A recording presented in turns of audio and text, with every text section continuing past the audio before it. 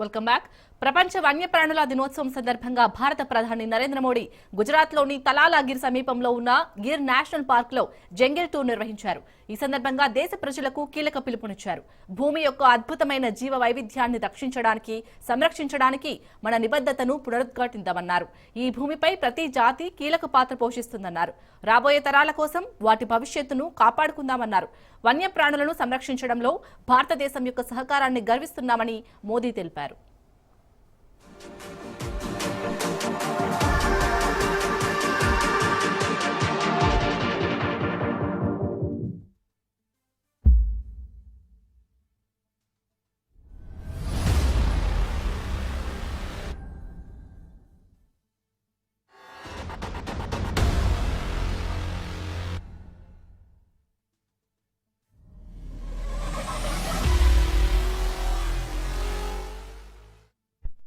గిర్లో సఫారీకి వెళ్లాలని ఇది మనందరికీ తెలిసినట్లుగా గంభీరమైన ఆసియా సింహానికి నిలయమన్నారు.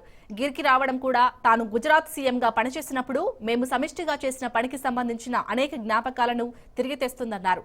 గత అనేక సంవత్సరాలలో ఆసియా సింహాల సంఖ్య క్రమంగా పెరుగుతుందని సమిష్టి ప్రయత్నాలు నిర్ధారించాయన్నారు.